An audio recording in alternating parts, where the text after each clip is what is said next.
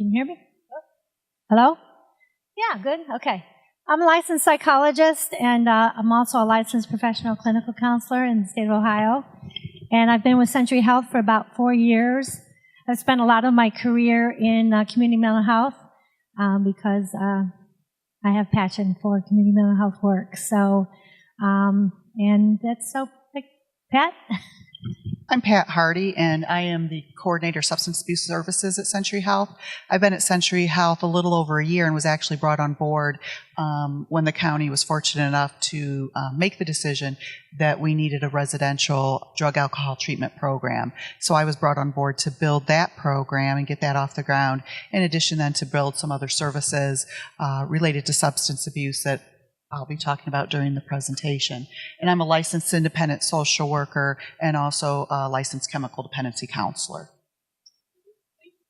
All right. Well, all right. So what do you think? Century Health is an insurance company in Finland. Yay or nay? Only two choice. 50-50.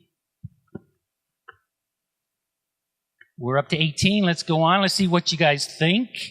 All right, most of us are of one mind here. I didn't vote, so I didn't mess it up this time. So we'll see if we're right now, huh? Later. Century Health obtained its name as the result of 3 agencies that merged their forces and had between them, among them, 100 years of combined service. Sounds reasonable.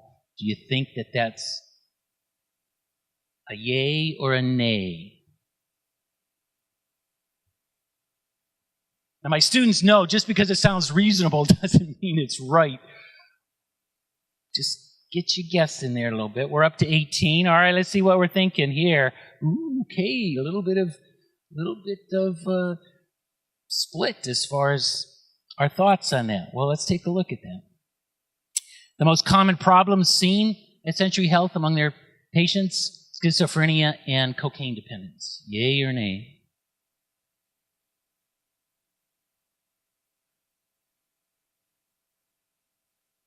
17, and that 18th person want to vote? Yes, thank you very much. And we're thinking, all right, a little bit of a spread, but most of us believe that, yes, those are the two.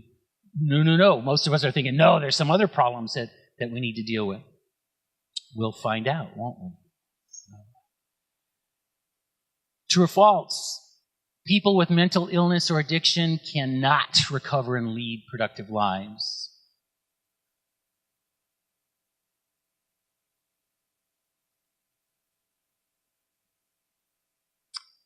(17, 18), thank you very much. Oh, unanimous vote. Let's hope we're right on this one for a couple of reasons. And then Century Health is a CARF. I don't know if you want to tell us what that is, just in case that helps us make up our mind. Council on the Accreditation of Rehabilitation Facilities. We're good with that? Okay, so are they CARF accredited? And are they licensed through the Ohio Department of Mental Health and Addiction Services? Seems straightforward enough. Yay or nay? We're up to 17, 18. Thank you. All right. Most of us like that one. And we'll save the rest for later, won't we? So let me minimize this. I did bring my power cord tonight. Aren't you proud of me? So it should run the whole time. And we'll switch over here then to the first one is this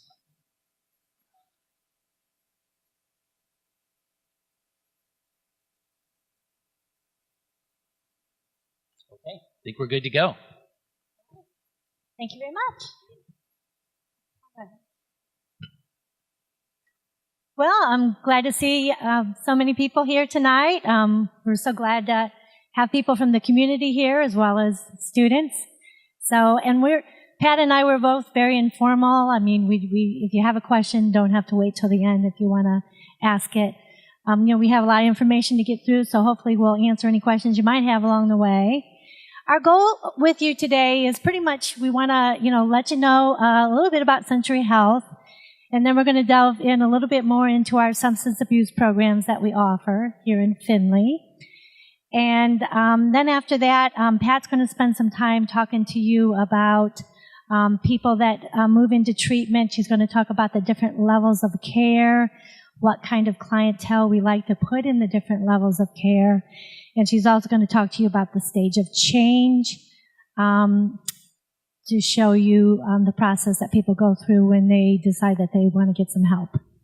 So she's going to be a little bit more treatment-oriented. Okay? So, go ahead. A little bit about our history. We are a merger of 3 agencies that came together. So, if you lived in Findlay for any length of time, you might remember the Hudson Center. That's where our North Main campus, our northern 2515 North Main, it's like the old children's home in town. That used to be the Hudson Center. Family Services was a family service agency here in town. And then Lincoln Center was the substance abuse center. And the Lincoln Center was right where our South Campus is at 1918 North Main Street. So 3 of these agencies decided to get together so that they could, share staff, become bigger, be able to provide more services. And yes, together they had 100 years of service amongst them. And so that's how they came up with the name Century Health. This is our facilities, our main facilities anyhow. Again, 1918 North Main Street is what we call our South Campus, and that's where most of our outpatient services are. Counseling and case management, and we have our Suboxone program there. On the 2515 North Main Street is where we have our psychiatry, our nurse practitioners, and our adult case managers. Down here at 1908 North Main Street, we were budging the seams and we needed to find some more space. And so we, given it was a home and it's, not really handicap accessible and things like that, we decided to put some of our administrative staff over there.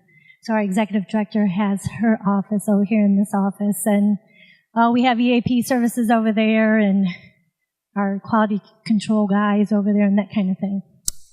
And then on 2627 Crystal Avenue, that's where our brand new tree line facility is. We're very proud of that facility. It's a beautiful facility if you've ever been in it. If you haven't, maybe Pat can arrange a tour for you sometime, but it's a beautiful facility and we opened there January 26th of this year. We also have a couple other facilities. We do have a 5-bed home that we utilize. We've had that for a long time where we allow some people to go who is kind of adjusting. Maybe they're needing to find a home, find some employment, just kind of get stabilized.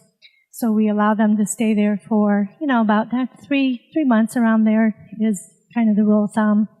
We also have an 18-unit apartment complex, so to say. It's called Basu Point.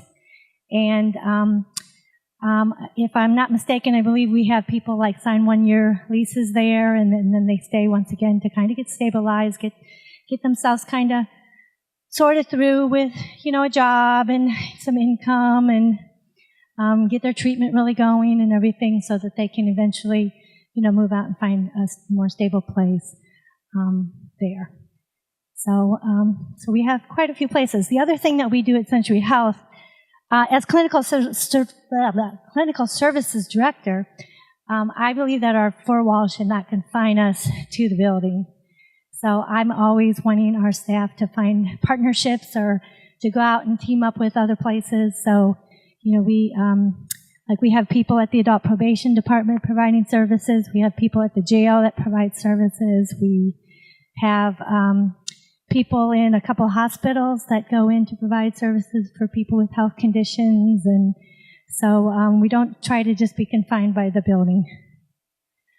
Our mission at Century Health is to improve lives by encouraging recovery, healing minds, and restoring hope. And we really try to live by that. We are very passionate about what we do. One of the things that I'm really, actually it's very unique, I think, about our agency. Normally, when you're in the field and you're getting your license, you have to find a place to go for your internship. And so you have to find a place that, will take you with no experience, and that kind of thing, and guide you and give you supervision. And so a lot of times people will come to the mental health centers to do that because, maybe a more established, clinic or private practice is going to want experienced people. So a lot of times, the interns, and we love the interns because, they have bright ideas and new innovative techniques and things like that. But at Century Health, I don't know what it is, but we have veteran clinicians who have been there just for years and years and years who have worked in community mental health. And, a lot of people have been at Century Health for just 25, 30 years. We always have our rewards, and it's amazing to see how many people have just decided to stick around. And I just really do believe that's because, we're just compassionate about working in community mental health and working with mental health and substance abuse, and we get along really well, and we're in this together to support one another, because we get some hard cases from time to time, and we need to be there to support. And I think we have a great boss. She's very supportive and compassionate, and it's just a great place to work. So anyhow,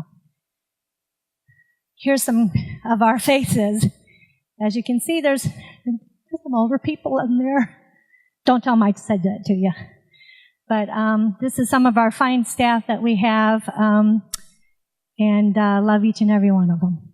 So, okay, just a few facts about Century Health.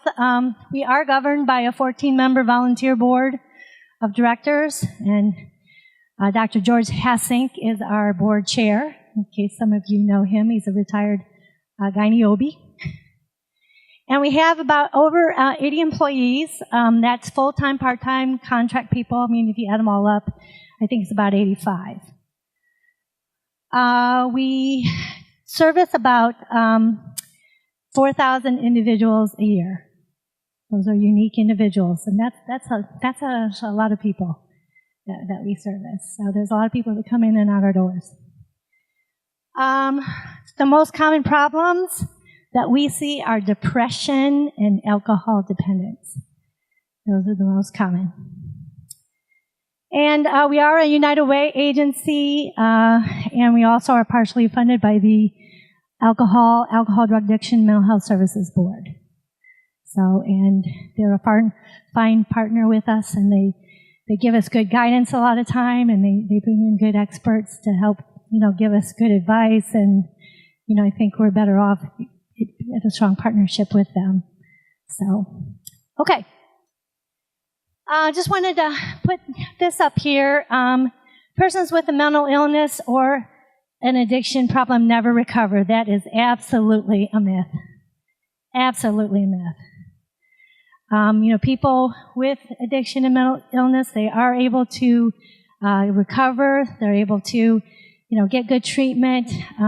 If they require medication to get stabilized and such, they get better, and they, get employment, and they, enjoy their lives, hobbies, recreation, and they become able to contribute well and good to the society. So, and we are just so proud of the people that recover. We have people that come back from time to time who let us know, how important we were in their lives and everything. And gosh, when we hear that, we just eat that up and, celebrate and everything else. So, but we absolutely every day see numerous people recover and do good. So, okay. Is there any questions so far? Just with the introduction, I'm going to go into some of the specific substance abuse services that we do here in a minute. Ben, any questions up to this time? No? Okay. All right. Just to show you, up here are some best practices that we adhere to, as well as some specialized interventions that we do at Century Health. We always try to look at the research or consult the experts to find what is the best practice out there to provide that particular type of service. So we want to be, up to the minute, fresh with ideas. There's a lot of us who do go to conferences on best practices so that we can stay, we send our staff who are providing specific services to the up-to-minute conferences so that we keep up to the minute with the best stuff out there. So this is just to show you a few of the things that we do, and like we have a good relationship with the University of Findlay. They have an occupational therapy department here, and they send us, some of their OT students will come over and do some activities for us, or activities with our clients, and they just do a fantastic job with them. So as much as we can partner with other people, that's good. All right, so here's our substance abuse program. This is, just try to list a lot of our staff members here that provide specific services. And Pat Hardy, she heads it all up. She's our coordinator, and, we were just lucky to find her. She came from Rescue Crisis up there in Toledo, Ohio, and has a great amount of experience working with both substance abuse and mental health. But you know what? She's a fantastic individual, and, she took a building with nothing in it, and, from scratch, she built us a residential treatment center, and she staffed it, and she researched best practices and things like that, and she's done a fantastic job. So appreciative of all the things you do. So, and then the staff that's underneath her are the outpatient therapists. We have Scott Williams, Laura Abraham, Kathy Hilkert, Gary Greer, and then we have an open position that we're working on filling that we will hopefully fill any minute now. We've got to lead a good one, so we're keeping our fingers crossed. We also have 3 peer support people in our outpatient program. They're listed up there. We really believe in peer supports in our agency. We just don't, we think someone who is, walk the walk and talk the talk and been there and struggled through and been successful can be quite an inspiration to those who are, struggling and going through it themselves. And we have just loved the people who have worked for us. We think they've done a good job. And really, I think the clientele really do respond. Sometimes they can say, well, you professionals don't know what you're talking about because you've never experienced it, and that kind of thing. Although, there's a lot of people that are staff that come in because they had their own addiction problems. So. But these peer supports are just fantastic. And, they're able to, go out and have coffee with someone and sit at a restaurant and just kind of chat about recovery and all the good, wonderful things that they've been through. So, case manager, she happens to be up here. She came in attendance, waving.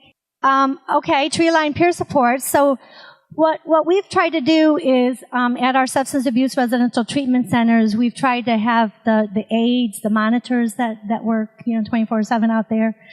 We've tried to staff that with people in recovery themselves. And that was a concept that we believed in, and we thought, could be helpful because once again, if anyone's struggling there at tree line while they're, working on their recovery, then they can pull one of the peer supports aside and talk to them right then and there and get some advice, even at 3 o'clock in the morning. And so that has worked out really well.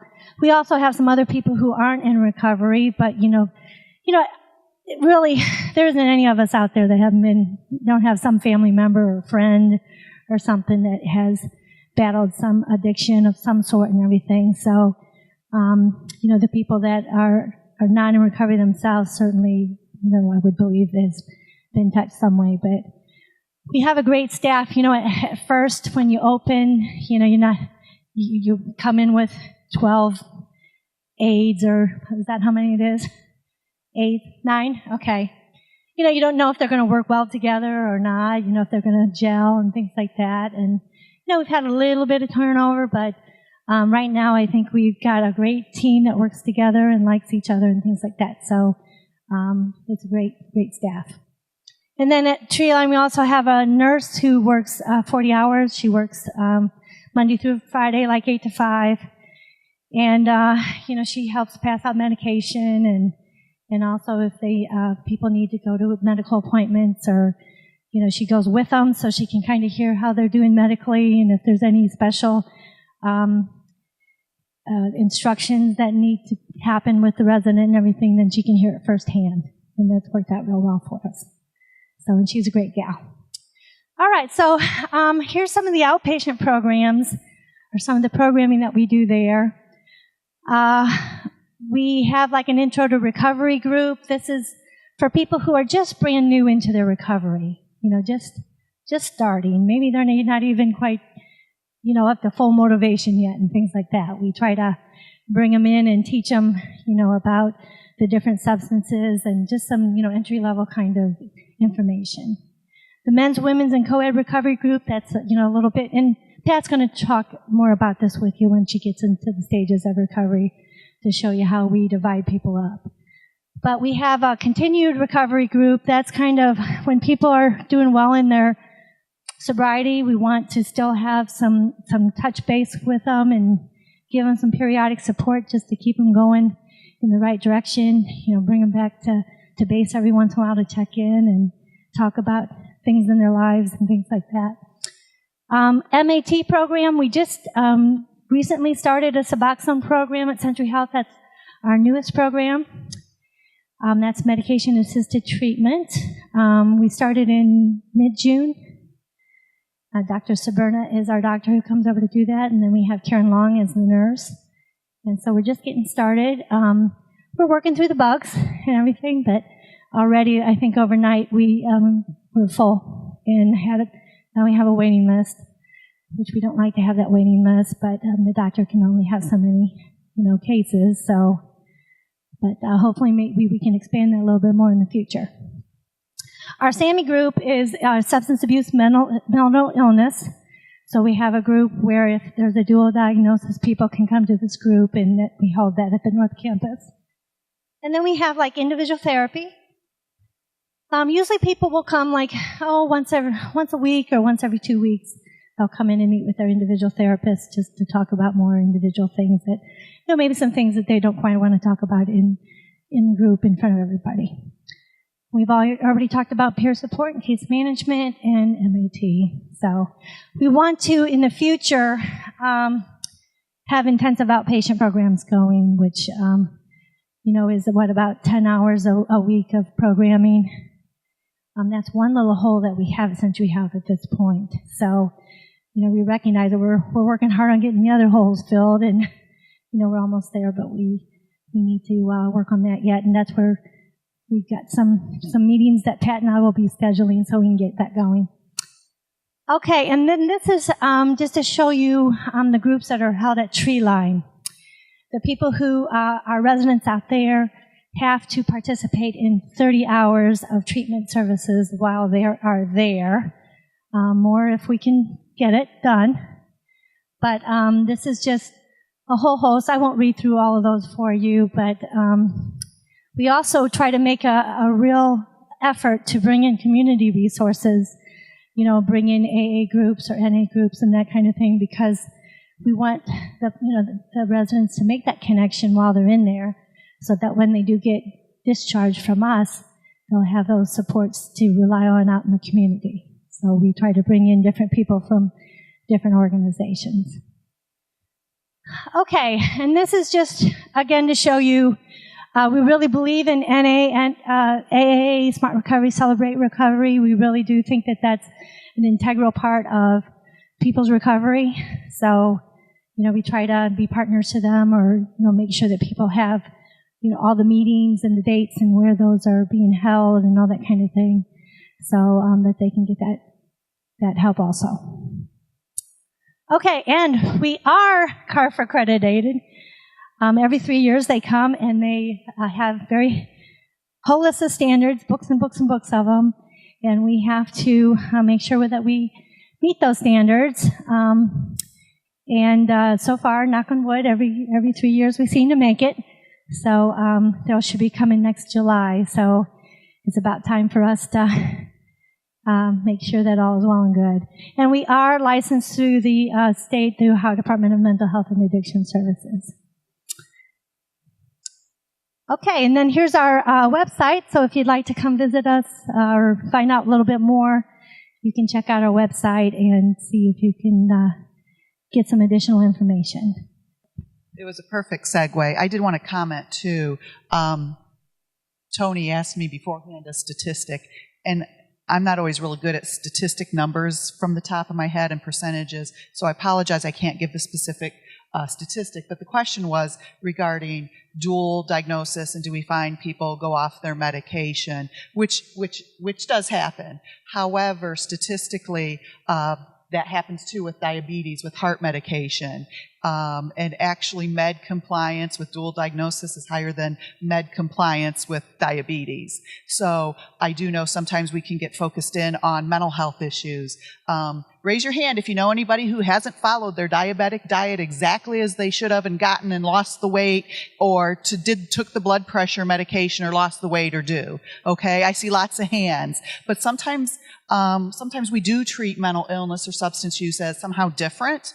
And we as people don't, for some reason, we don't like to admit things such as I have an addiction, or I have a mental health concern, or I have diabetes, or to the day my dad died, who had diabetes for 20 years, it was new information to him every time that topic came up, even though he was taking medication for it. So somehow that information we just deny, whatever it is we don't want to hear. So I do want to comment on that. And again, I apologize, and that should be one of those statistics that I memorize, so I apologize that I don't, but did want to comment on that. There is a little bit of information, though, I do want to touch bases on, and hopefully I'll leave plenty. Oh, there's the clock. Okay. So hopefully we'll have. The first question that I get a lot in the community is, well, how do I get services? So I try to make it real concrete here. Call Century Health. Ask for the intake worker. Really, the first step to that process is to get what we call a diagnostic assessment. And during that diagnostic assessment, you'll have the opportunity to sit down with a licensed professional to talk about what's going on. They look at areas, your home life, your work life, your physical health, mental health symptoms. So it really is pretty holistic. We try to get a pretty good idea of what's going on. Substance use history. What have you been using? What's worked before? What hasn't worked before? That's really the point of the diagnostic assessment. So we put really big there the phone number to call. But that really is the first step. So after you've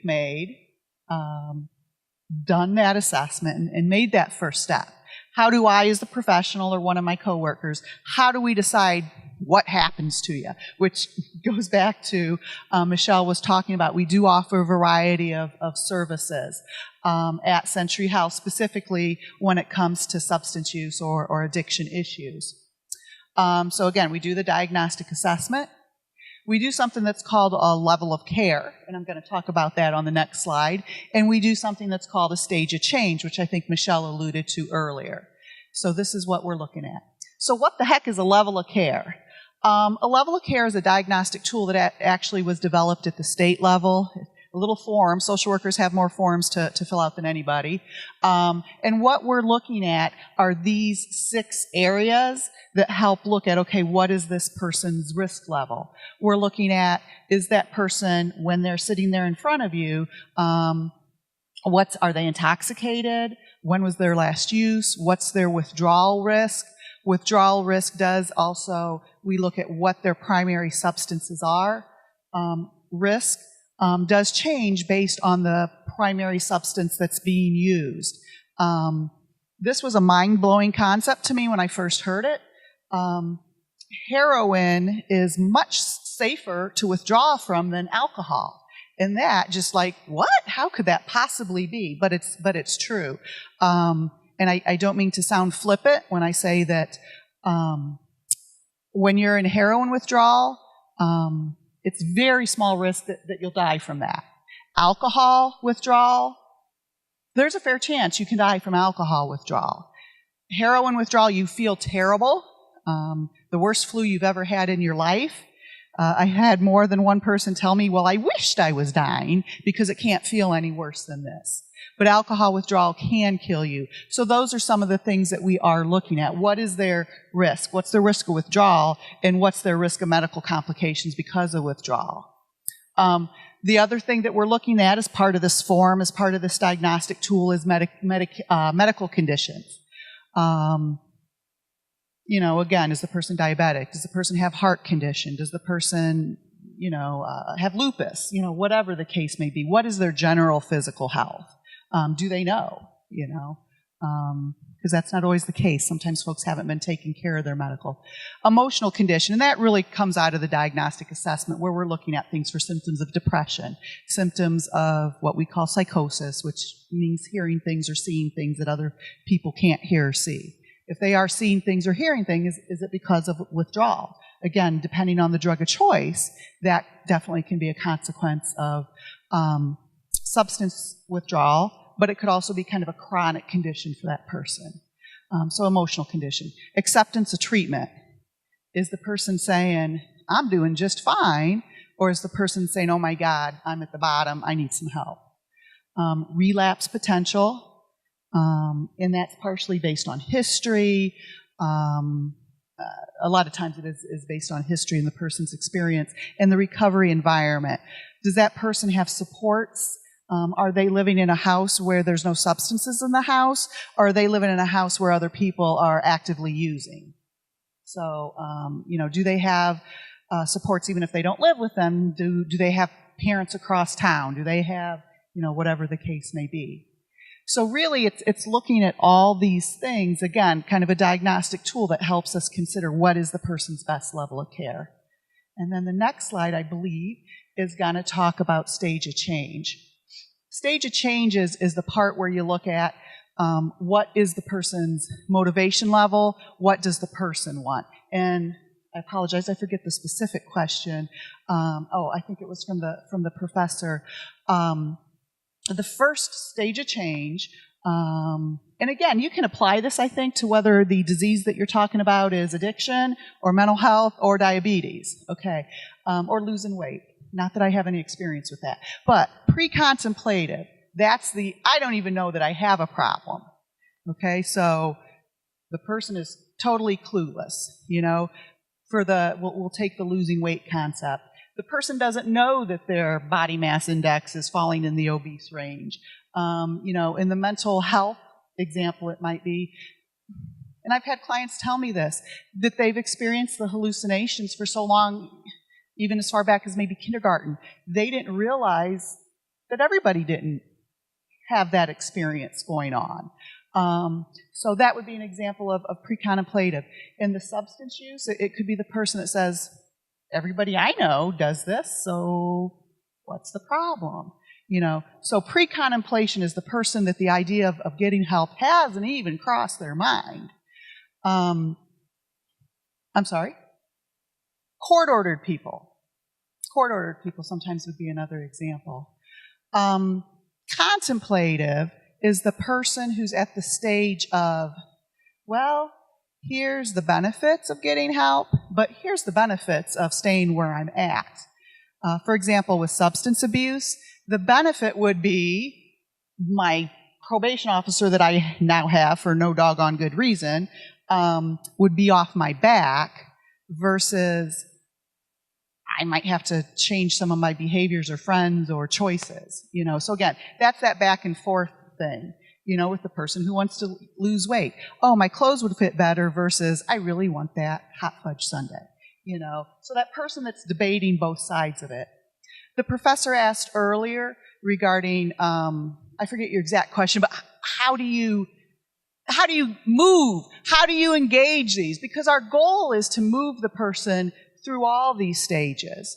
And one of the best practice, when Michelle had that list of different techniques that we use at Century Health, or best practices sometimes is what we call them. We use it's called motivational interviewing. Back in the day, when I started in social work, and started in the field of chemical dependency, which was, in chemical dependency, I started in 1988. So some of you probably weren't born then. So back in the day when I started, kind of the standard approach was sometimes it was called the Minnesota model. There's a fun-filled fact for you. And it was very much in your face, like, it's time to suck it up, bucko, here's your consequences. Pretty confrontational. I used to, back in the day, do groups with two of us, and one of us would be bad cop and one of us would be good cop. So that was, I worked with some really good people, back in the day. And so very confrontational.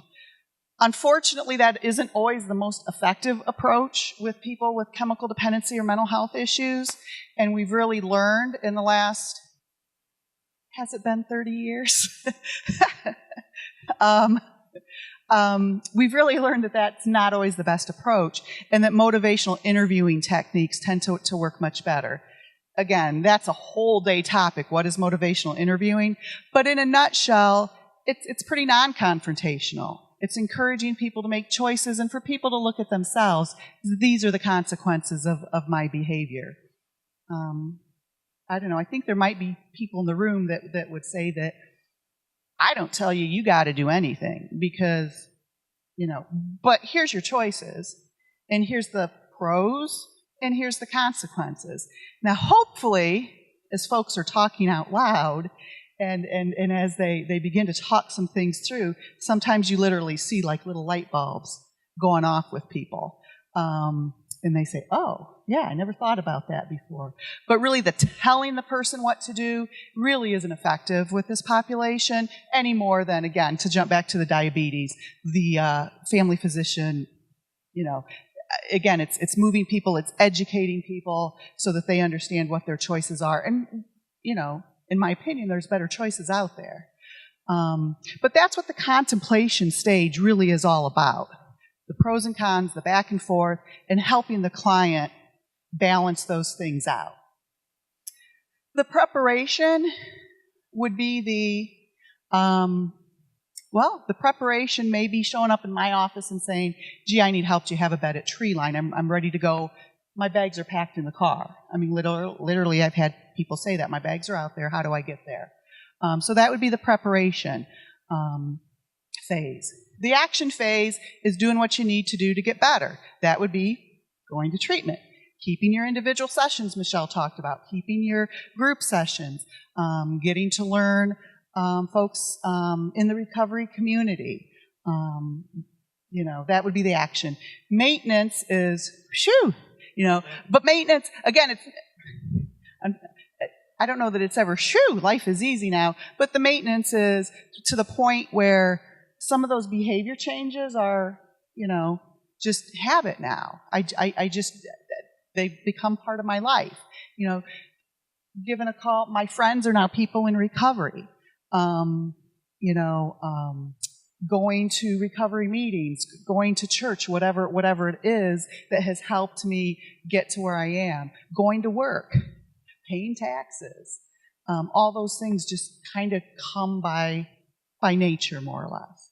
So those are some of the stages of change. So again, when you come in, we're looking at all these things in addition to, again, as you can see, part of the stage of change is what does the client want to do? What does the person want to do? What do you think is going to be most helpful?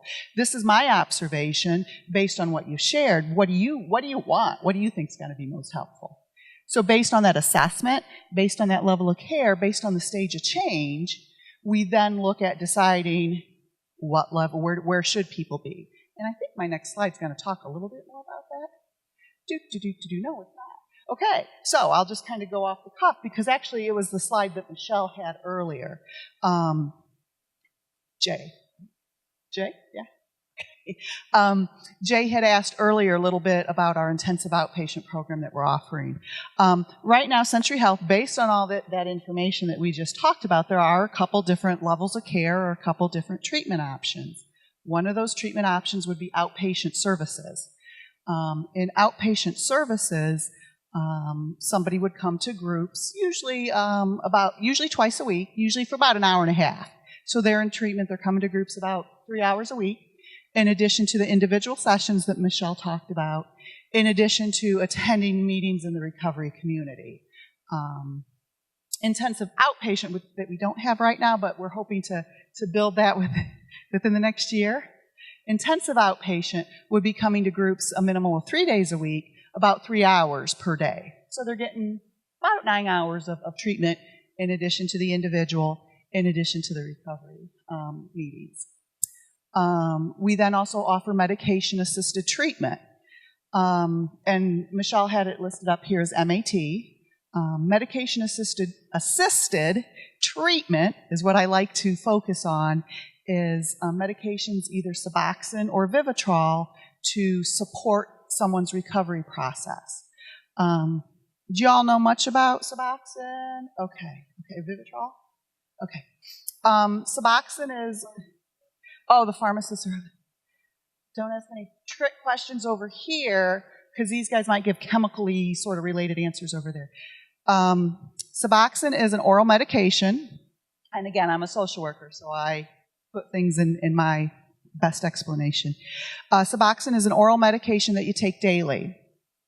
Suboxone reduces the craving to use the substance. Heroin, opiates. Okay, so it's an oral medication taken daily. Vivitrol is, you start off orally to make sure that you're not going to have any side effects, because you can actually take Vivitrol as a shot once a month. So for some people, that's a whole lot easier option to go in once a month, get an injection versus every day. Again, everybody's different. Vivitrol works a little bit differently. Vivitrol blocks, so that if somebody does use alcohol in addition, alcohol or opiates, it blocks that effect so that the person, so it's kind of, there's no need to use it because I'm not going to get the effect anyway, kind of thing. So again, what technique is going to work for somebody, again, really depends upon the individual. Again, we do our best to, in a neutral way, explain, okay, this is an option. So medication-assisted treatment, Century Health has done Vivitrol for 3 years, something about that. Okay.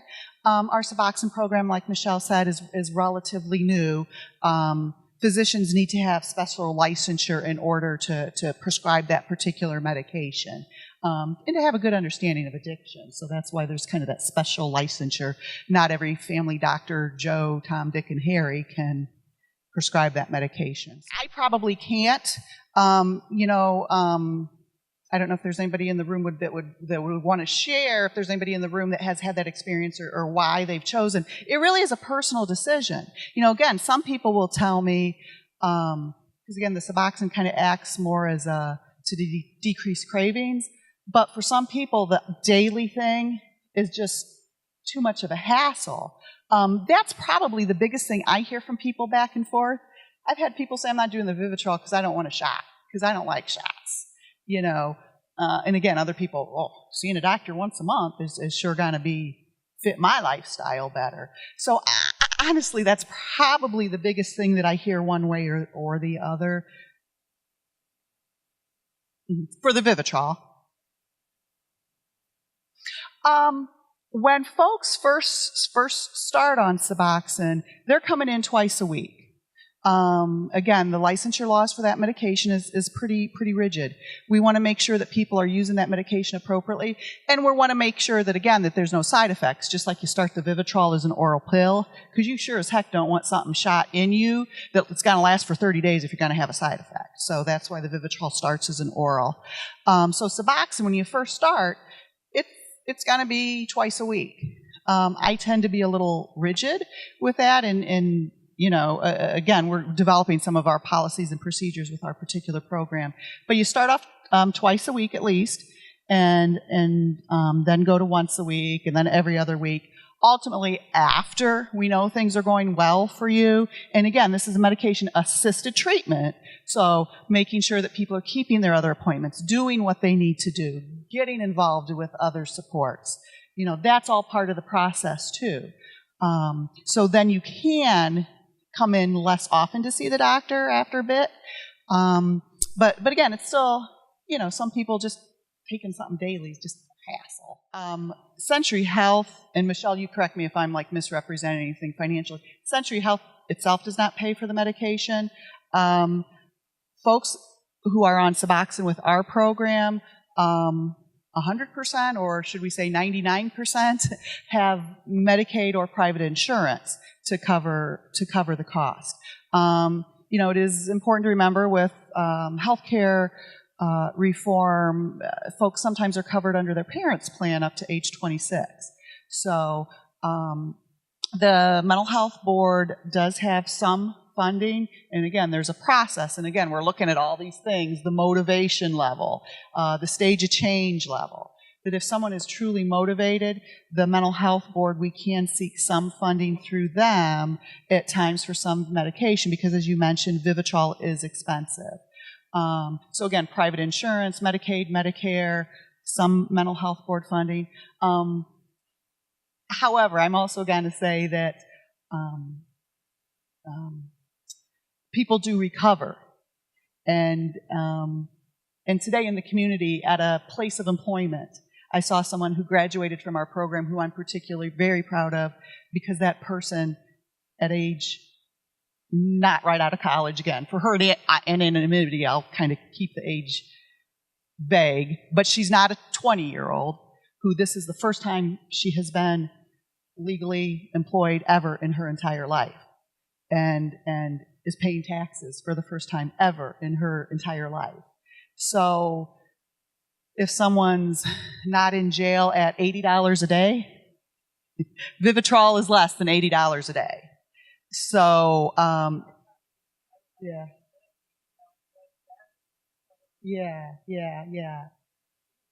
And again, Medicaid is insurance funded through the federal government.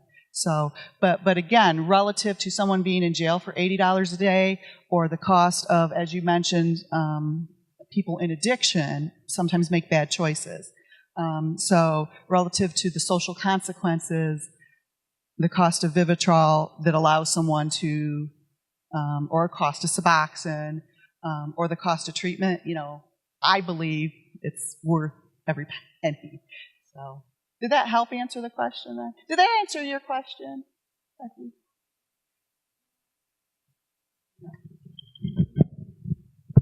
Oh, yeah, I'm on. Yeah. Okay.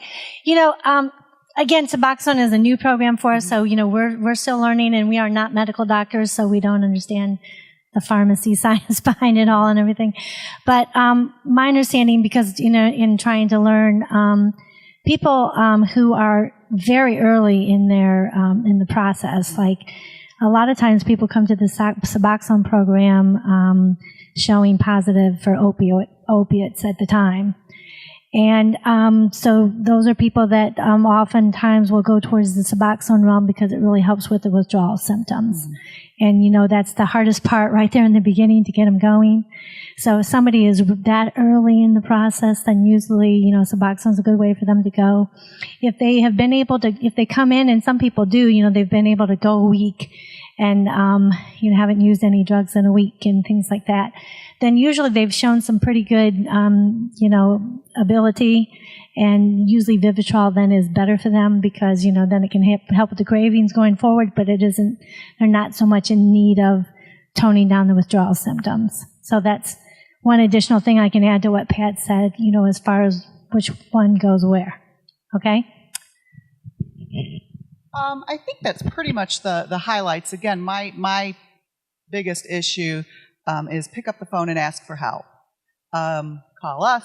I don't care who you call. Call Renewed Mind, call the Mental Health Board, call your minister, call somebody, and ask for help. And again, I'm kind of trying to think back to the questions that were asked with Michelle. The other thing I did want to talk a little bit about that I don't have a slide specific to is, what can we do as community members? And I think being here tonight is definitely one of the things that you can do as a community member. It's important to recognize that addiction is a disease, but there is a big difference between people in active addiction and people in recovery. And sometimes I don't know if we recognize that. So what can you do? You can be here tonight. You can be the person that if you're in a social conversation, maybe educate people informally. You can be the person that shows up for the recovery walk. That's probably, or the different things that have gone out throughout this month. Again, this being one of them, but the different things that the Mental Health Board has done to try to provide education on this subject. You know, if you're able to, you can be the person that donates to United Way or Century Health or Treeline specifically. Or you can be the person that goes and votes for the Mental Health Board levy when it's on the ballot. Those are things that you can do, but you've made such a huge, I appreciate everybody being here. Some of you I know are getting credits, other of you are just here out of interest, which is so good, because again, that's where we kind of start at. So, but I think that's my soapbox for the day, so I will open up to any questions that anybody has. Did we answer? I know Michelle had said as she was talking, Pat's going to talk about that. Is there any questions that anybody had earlier that you feel weren't answered as I was talking? Yeah. The time frame for the intensive outpatient program, we're hoping to have it, and I get this may be a big number, but we're definitely intending to have it done by or a program in place by September of 2016 for sure at the latest.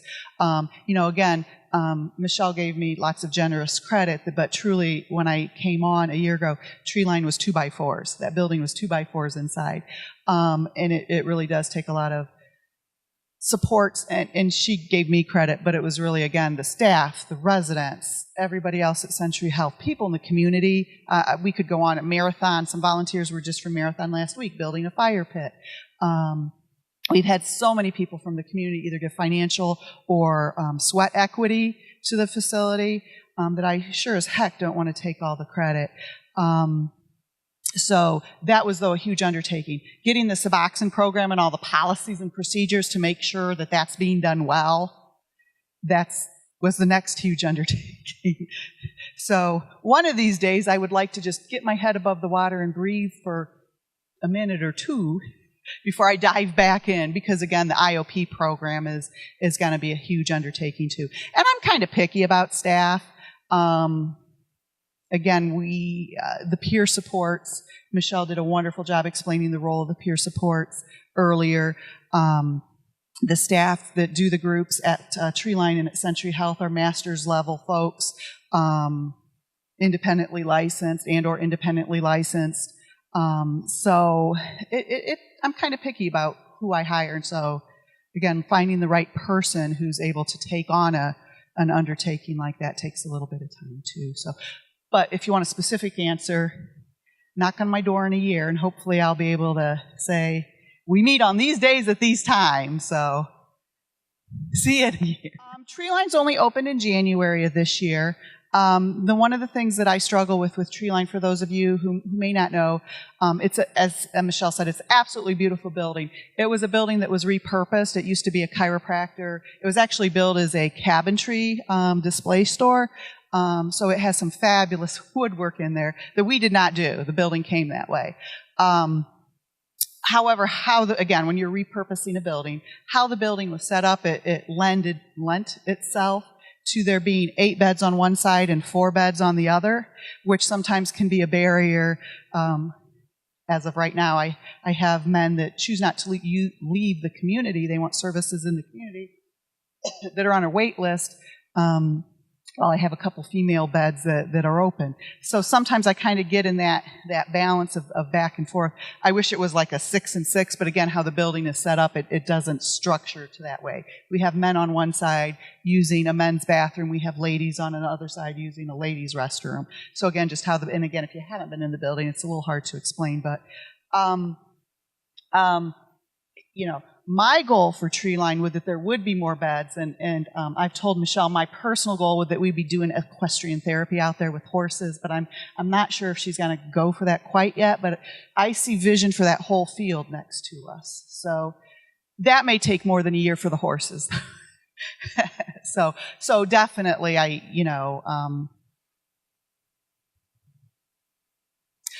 actually, as part of the program right now, we do, again, the volunteers for this program have been unbelievable. We have some folks that volunteer that teach yoga, and we have some other folks that teach Zumba.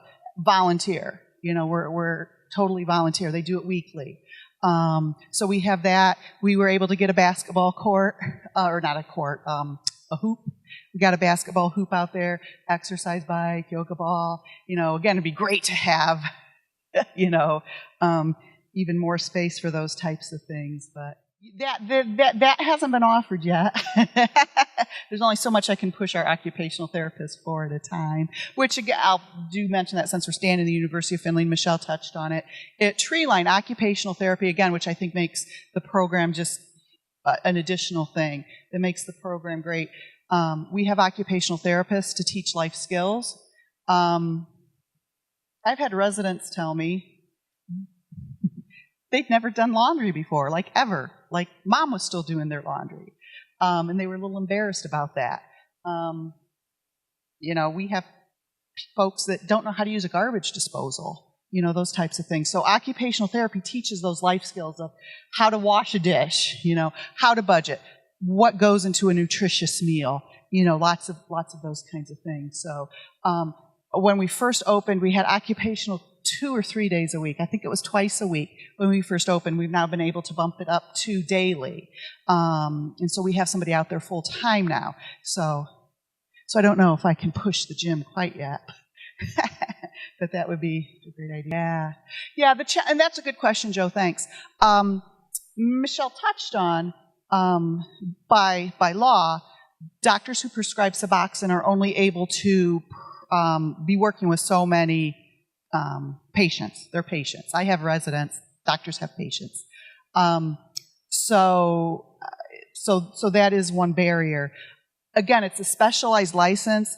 A physician needs to go through specialized training and get this additional license to do that. Honestly, part of the delay in getting a Suboxone program, because I was hired in August of 2014. And was told at that time, we're this close. The program opened in July 2015. Again, we had kind of several, false starts and false leads. Because, again, there's a stigma. Sometimes physicians aren't interested, I've heard some very unkind things out of medical people's mouths. To say they were not interested in working with the population would probably be the kindest thing I could say. So we certainly are, is that a fair statement for me to say publicly? We certainly are on the look, and there's been some leads here and there, and certainly we would love for that to happen.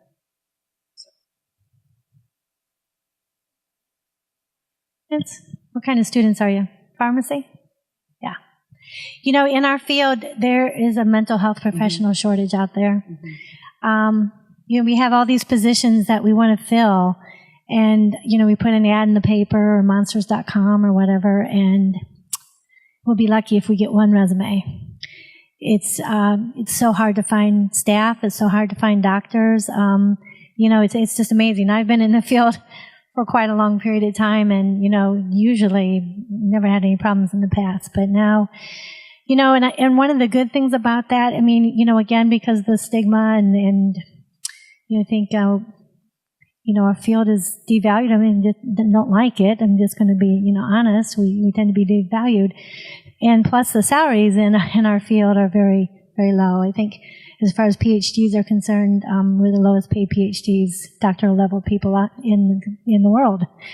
So, I think people have figured out our low salaries and have stopped going into social work and counseling and things like that.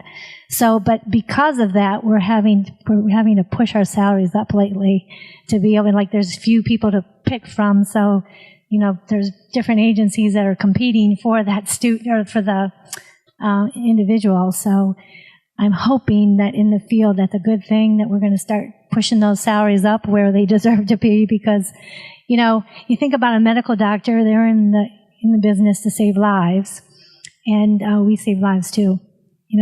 People who are suicidal and people who are heavy into their addiction and close to overdosing and things like that. But then we don't get I think the value sometimes that we need to be. So, but we're pretty ruthless, Pat and I, and finding people. Nowadays, we'll pick up the phone and call cronies that we hung with or whatever, just trying to search for people, and eventually we get them. But it's a struggle. The other thing in our field, and this again is one of those things that truly warms my heart. One of the peer supports that works under me is actually someone who completed the program at Century Health. And our process is somebody needs to be in recovery for a minimal of 2 years, but there's nothing nicer than, oh, this person went through this program. And I'm looking forward to when Treeline has been open 2 years and people that used to work at Treeline can come back. And I also really enjoy we've had a couple of our peer supports that started at Treeline that actually have advanced at the agency since the time they came. They either finished a degree, or they've obtained licensure that they didn't have before. So again, it's hopefully that's a way that we're going to be able to continue to build, particular to Century Health, is by folks coming back and kind of working through as to whatever level they want to be. Some people are happy as larks at the peer support level. They don't want Amy's job. They don't want they don't want my job. So Andrew Vistas works at Century Health at the North Campus, and he's fantastic. People who come in that have very complicated long list of medications, and with the worry of how they might not work well together, contraindicated, and that kind of thing. He can go through the list and give some great information that way. So we're very glad to have him there. So in that manner, I think so. Okay. Well, I was going to say starting October 1st, which is tomorrow, we're starting a Vivitrol program in a partnership between ourselves, the Adams Board, and the jail. We're allowing, what happens is when a person is incarcerated, they lose their insurance. They lose their Medicaid. And then the jail doesn't want to cover the high costs of having to provide the services and the medication. So, but we realize that it's a very important thing, and if we could do it, how great would that be? So starting tomorrow, we have joined forces and came up with a way. The Adams Board is going to fund people to be able to get started on Vivitrol, which they start with an oral medication, a 7-day oral medication, so that they can make sure that they're going to tolerate it well. And then upon their release from jail, which, maybe is a 2-week stay or whatever, upon their release, then they're going to be able to get their injection. And we have it set up where they can come right to our agency, get seen by the doc or the nurse, so they can get the injection that lasts for a month. And then, after they get started, by that time they should be able to get their Medicaid back or their commercial insurance back and then pay for it from that point on. But the Adams Board is so committed to being able to not have obstacles to people being able to get medication-assisted treatment while they're in jail that we're trying to pilot this program and see how it goes. The other thing I wanted to add, and again, I don't want to speak for Lieutenant Kidwell. Is that the gentleman that I think you had here? I don't want to speak for Lieutenant Kidwell, but I was thinking through your question a little bit. Actually, in Hancock County, to my knowledge, I'll leave it that way, there's not an agency that provides methadone treatment. Methadone needs to be taken. You need to go to the agency daily, pretty much forever. Suboxone, part of the history of Suboxone was it was developed for rural areas for ease. As far as, again, it is a daily medication you have to take, but the laws don't require that you go to the clinic daily long term. Again, sometimes people do start off going to the clinic daily, depending on circumstances. So there's not a local provider. Are there people in Hancock County on that drive up to Toledo daily? I know there are. But again, kind of from the licensure experience with local physician angle, that really isn't something specific to methadone that we really do in this county. But you're right, it is another medication-assisted treatment form. But I'm wondering if that may possibly tie into it too, is you don't have a local doctor to oversee that process versus the Vivitrol We do have local doctors and nurse practitioners.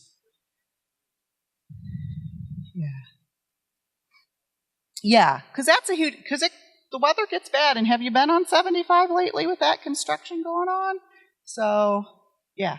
Right now, we are funded by Hancock County Mental Health and Recovery Services Board. We do bill Medicaid for groups, individual sessions, those works that we do. However, even those reimbursements do not cover the actual cost of staff 24/7 and food and lights and heat. Or air conditioning, or whatever the case may be. So the Adamus Board, again, due to their commitment, does provide a daily stipend to help cover room and board expenses. If I had another county mental health board come to me and say, we're willing to pay that stipend, up to this point, when I have said that to people inquiring who have been out of county, I can tell you 0 have called back with willingness to do that. Right. Correct. Seneca County, yeah. But for, reasons I think we all recognize, I can't take somebody from Seneca County and not charge the stipend, but charge our mental, yeah. And again, our mental health board gave a lot of that startup, a lot, to get the startup of the building. So again, that's something I wouldn't say I would exclude that person. But the bottom line is, right. So again, if I had a mental health board call me and say, gee, we'd like to develop a contract, I would just be tickled pink. But again, the program, when we first started and first built it, it came through funding through the mental health board. So Hancock County clients do take precedence, and as of right now, I haven't had anybody outside. Wait, was your question only about the tree line or about any of our services? Specifically for inpatient treatment. Michelle's going to, I think, talk a little bit about our outpatient services, but specifically for tree line residential services, I usually refer folks back to their county mental health board because, again, those are your Allen counties, that's your tax dollars, and making their board aware of what need there is in the community so that those decisions can be made, of how to spend that funding. So honestly, I refer them back because most counties, my understanding, the state requires that there be a plan to help deal with these things. Is it the best plan? Again, I don't know. But get involved with your local mental health board. That's again, so good for you for driving from Allen County to educate. I appreciate you doing that. Certainly in our outpatient program, we have people from other counties that come because I think we have a good reputation out there, and they come and, as long as they have the means to pay, but, like with our MAT program, we demand a lot of therapy services to go along with that Suboxone. So they'd be driving almost every day, into our center, and if they live far, far away, that would be, really difficult for anybody to do, but like this, yeah. But, we have people that come from other counties who there's wait lists, at their mental health center that, they can't get in or they don't have the ability for any kind of medication-assisted treatment. And, we feel bad for them because we want to help everybody, but again, with that mental health professional shortage and lack of funding and things like that, we wish we could do a lot more. We do. We have a 3-strike, you're out kind of policy where people, if they, are using or they, fail to attend their individual therapy session or don't bring evidence that they've been to their AA or NA meetings and things like that, then each of those things would get like a strike. If somebody comes to us from a renewing minor choices because they had failed there, we oftentimes will ask for a release of information form so that we can call that agency and get the records and kind of find out like what happened, and especially like if there was suspicion that they were selling their Suboxone or something like that, then that's a big red flag for us. And then during the diagnostic assessment process, we would really want to search out. It's difficult because, again, when does someone make the decision to change? And even though they've maybe been a drug dealer in the past, they may have finally came to the point where they are willing to change their lives around and things like that. So, it's a fine line, but we try to just watch them closely, and we, try to have all these requirements for them, and, we know they're motivated. We'll do the hard work, to make it happen. It's a good question. That's just, I was going to plug in, because again, sometimes, just like with diabetic medication,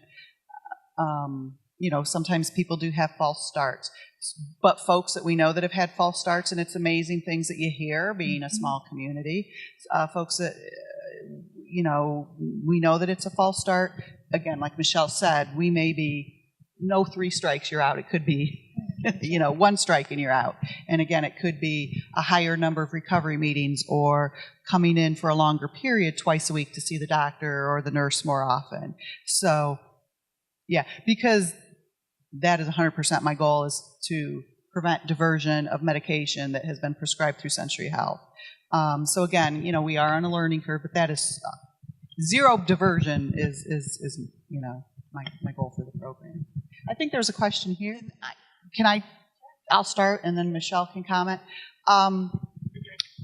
One of the reasons that I think the peer supports have a very hard job, and those are the folks that are in recovery, is that they have the opportunity to kind of share some of that experience that they've had for the benefit of the residents. As far as people in recovery, as Michelle indicated,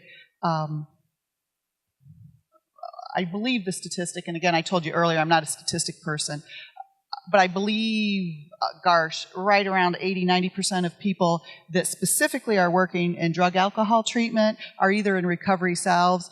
That number becomes much higher if you include people that have family members. However, as a therapist, it really isn't my role to share that personal information. Us therapists have been taught from, day one of school that you don't share your personal information with clients, and there's lots of reasons for that. Again, which is why I think the peer supports have such a hard job. As far as people in recovery in charge of agencies, and again, this is my opinion, I'm assuming the people at the agencies are still licensed, master's level, PhD level folks. Do I think someone who's not trained in the theories should be running agencies? I really don't. Again, everybody plays a different role. My peer supports are worth $1 million. Their role's different than what my role is. We all work together, but again, I think it's important to have that educational background to understand the theories of motivational interviewing versus cognitive behavior therapy, a business degree, an MBA. That's my opinion. So again, a bonus if somebody has both experiences. Very much a bonus. But again, I guess I just want to stress that even people without the education, it's such a huge role that they play, and we all do our part to offer the whole package to the client. Did you want to comment on that more? Well, I have several thoughts, but one, I'm a breast cancer survivor, and my passion, I'm a clinical service director, do mostly management, but I have a small caseload of cancer patients that I work with. And I think because I have, the PhD in the psychology knowledge and the counseling, and I've been able to experience and have been where there have been, that I think even makes me a better person to be able to help them. So, you have to, be careful, like, without doing too much self-disclosure and things like that. But again, sometimes that earns you respect from those who are afflicted. If you can say, yeah, I've been there, but I've led a successful life since, and things like that. So, you saw on our screen about the myth that, people in recovery are able to lead productive lives. So certainly, a lot of us get in the field, the mental health and substance abuse field, because we had our own difficulties as we were growing up as a child, and that's what attracts us. We don't want other people to have to suffer and go through things. So I would say that a preponderance of people in the mental health field have been through things themselves. And again, I think that makes us special, compassionate, loving, caring people to be able to help other people who are going through difficult times. So I can't even think of a reason why, the people in the community would think that. What would make a person that's in recovery themselves not be able to manage an an agency very well. I just want to say, you have heard that saying, it takes a village to raise a child. I really think that it takes, a village to support someone who is trying to go through recovery. If they look around and they see people who are trying to support them and love them and root them on and things like that, we're going to be more successful than if not. And, you look at we have a serious epidemic in Ohio and in America. And, I think that the more that we can get community people to wrap their arms around in love and give support as opposed to turning their backs and, attacking, I think will help them be more successful. You go to yourpathtohealth.org, and I think it's on the resources tab. You can look at their fiscal budget, and you can see how much money, percentages, they spend in Hancock County for mental health issues compared to people with substance abuse disorders. I know what you're talking about. People don't want to spend the money for somebody using drugs. But if you use Hancock County as an example, it's like 75 or 80%. It's a high percentage that our Adamus board spends on people with mental issues over addiction issues. So that's how when people challenge that to me, I'm like, no, that's not, they spend a majority of the money for people with mental health issues. Yeah, and I think, though, it is important to remember, Dr. Flaherty, the consultant that Hancock County has been using from Pennsylvania, had some presentations last week, and he does talk about that, the damage to the frontal lobe, which is where we impulse control and those kinds of things, and we start acting on our middle brain, which is impulsive, acting. However, not to dispute Dr. Oz, but perhaps what he should, because I don't have an MD, but perhaps he could have stressed, because Dr. Flaherty talks about this, once the substances is gone, just like when you stop smoking, your lungs takes a while, but again, and there are times where there can be permanent damage, and there's, diagnoses for that. But for the most part, once the substance is out of the system, the brain starts to heal, and the brain can totally heal. Overnight, no, but again, the brain can heal from that, just like your lungs can slowly recover after you're done, And again, and again, that's why I do, what makes one better over the other, it really is a personal choice. Just like with any medication, different medications for whatever disease can work in different ways.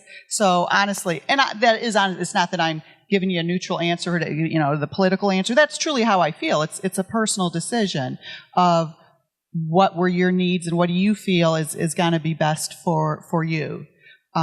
Because if someone chooses to go off Suboxone, again, it can get tapered slowly and safely, after they've had that time to get that treatment, the assisted treatment part of it.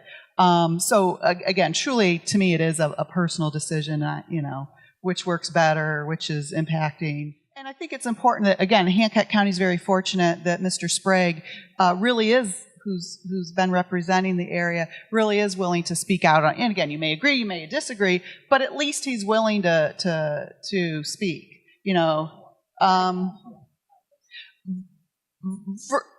It gets people thinking. Again, agree, disagree, versus some folks that are totally, there is no problem. There is no epidemic, right? Tony and I were just talking about that before the meeting. Some people, is that a true statement? You said that people have argued with you, there is no epidemic. I shared with Tony, I had a recent discussion, it is not a disease. Certainly there's no epidemic if it's not a disease, kind of thing. So, was there a question wasn't sure if the gal in the green shirt has had a question or has just been, I wasn't sure if this was this or if this was this. Okay. I just wanted to make sure I wasn't overlooking you. We are a total abstinence philosophy. Cigarettes. I will lecture people about cigarettes. People don't get high on cigarettes and kill other people. So is it good for you? No. Are people getting high on cigarettes and going out and drunk driving accidents or going into blackouts and killing people? No. They're hurting themselves. And again, I think... we are an abstinence base, but our philosophy is that we believe that recovery is a process. Mm-hmm. And we also are person-centered, and we realize that not everybody is successful in their recovery in the same way. I mean, what they choose. So harm reduction for some people seem to be the way to go. And, again, we want individual choice. We want, people to be successful. Sometimes people experiment around, and that's the best way for them to go. So, we try to be open-minded about that. And that was going to be my other. Well, if someone, for example, the medication-assisted treatment, and I was going to add that, what Michelle just said, we do realize, though, for some people it's a process. Let's say somebody does relapse. Let's say the medication-assisted treatment, the 3 strikes. We don't say goodbye, never come back. We may say, here's a different level of care, and go back to those motivational interviewing techniques, pros, cons, where you at. We do not say goodbye, good luck. So we would always continue to offer services just at a different level. And sometimes that may be a level up here, and other times maybe they're not ready. Maybe we're going to go back to the, motivational interviewing techniques. But again, the end goal really isn't, okay, you stopped opiates. It's great that you're smoking marijuana. Again, process. And I agree with you.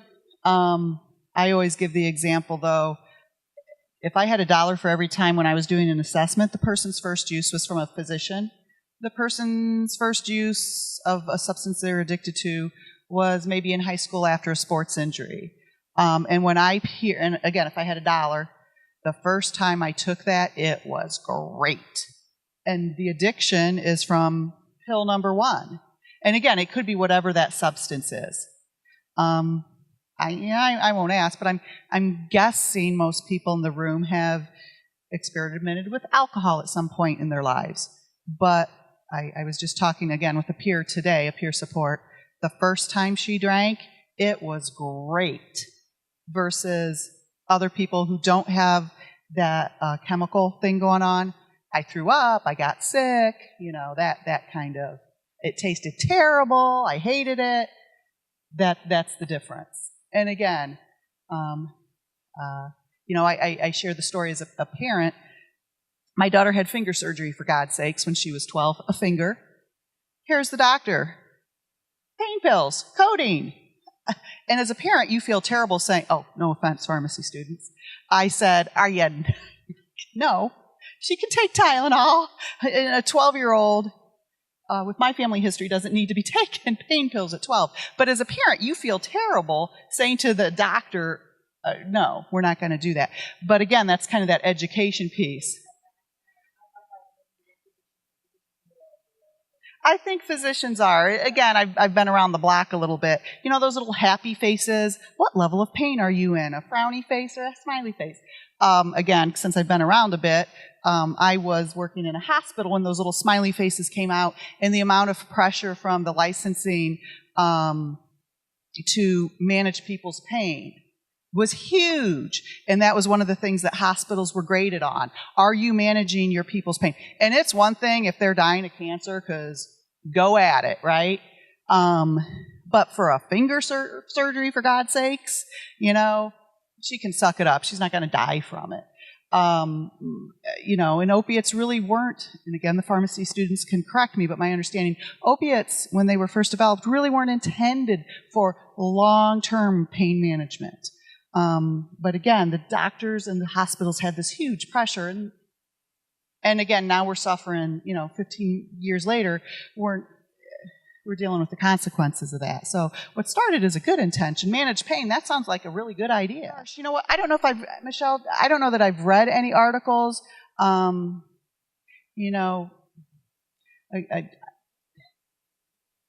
Yeah. Again, that is a substance that can be a gateway to other things. And if it's socially acceptable, and I've heard people, well, if it's legal, then it's okay. Not if you're still having these consequences. Again, alcohol's legal, but it's not okay if you're having these consequences. So, to me, whether it's legal or not, do I think it's a good idea? No. But if it is, if you're having consequences, we still have a problem, whether it's legal or not.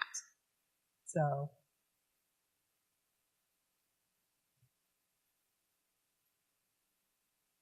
Oh, it's 10 till. We're supposed to turn it back over to the professor. Because that's why he's sitting there. Thank you very much.